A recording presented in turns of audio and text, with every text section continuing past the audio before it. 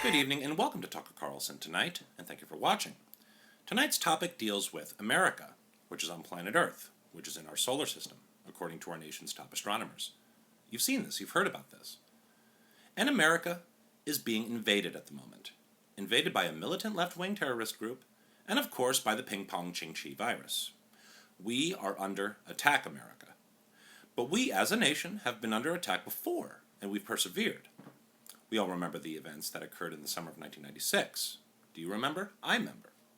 On July 2nd of that year, our worst nightmare came true. Thousands of alien spaceships, which entered our atmosphere illegally, mind you, began to target every country on our planet with its weaponry, which begged us to ask the question, why weren't walls built in space to prevent this? And thanks to President Whitmore's weak, lame duck and liberal administration, no security measures of that magnitude were taken. But do you know what was taken instead? Lives. 9 trillion of American lives, in fact, were lost due to the aliens' easy access to hop over our ozone layer illegally in droves because Whitmore wanted to appease his voting base by not seeming quote-unquote terrestrialist. General William Gray pleaded with the President Whitmore's administration to not supply the Defense Department with funds for such project, but no money was ever delivered, which it should have been. And where was Hillary during all of this? No one knows. So where did that leave our nation's defenses? 8,000% of our nation's resources in major cities were destroyed, and all of our branches of military were rattled and in shambles, and our commander-in-chief escaped Washington, D.C. like a coward, which is a word in the dictionary. Look it up.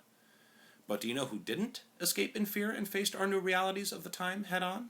Russell Case, probably never heard of him. A brave veteran who solely saved the world by his selfless actions. But what does the liberal media say about this matter? They staunchly believe that a disgraced, deadbeat African-American stepfather, Captain Stephen Hillard of the U.S. Air Force, and an unemployed Jewish cable repairman, David Levinson, who both met in passing because they were avoiding responsibilities, teamed up and were the actual ones who stopped the aliens and saved the planet. The left media wants you to believe that a black man and a Jewish man saved the world from certain obliteration, although what history and facts show us is that a white, red-blooded All-American, Russell Case, who was a veteran, who served for our country, which it is, chose the ultimate sacrifice by committing suicide and flew his plane into the aliens' head spaceship to save all of mankind. Sound familiar?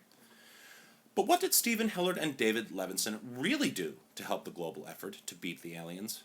They took a joyride using government property to smoke cigars, which include tobacco.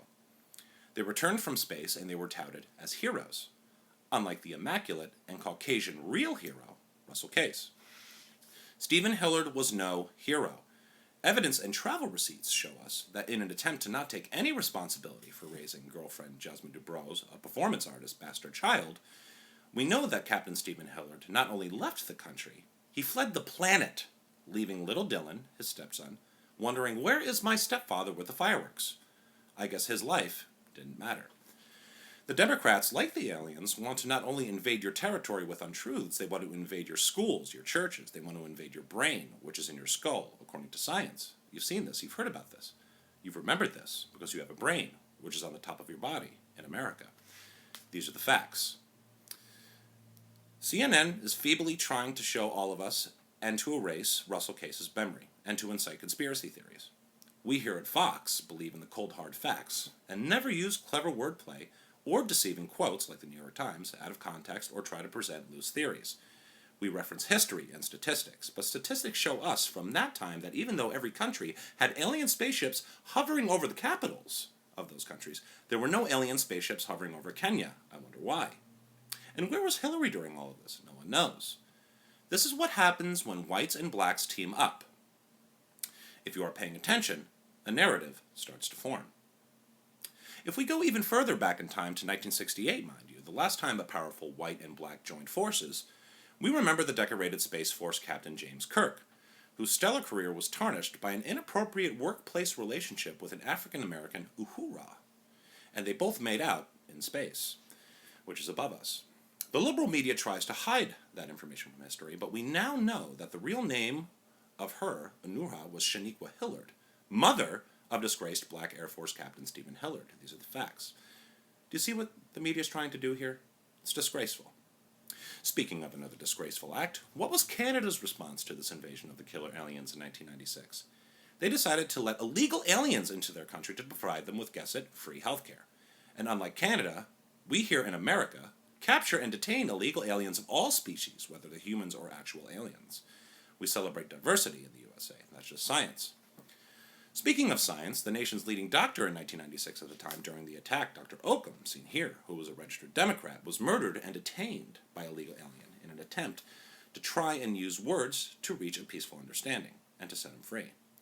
The left-wing media again wants you to believe that scientists are all-knowing and all-powerful and you better shut up about it. But Dr. Occam died in the pursuit of science. I guess in this case, facts beat science. We need to get rid of the idea that science can prevent a virus of all kinds, and those facts are America today, which scientifically, factually is about America. Thank you for watching.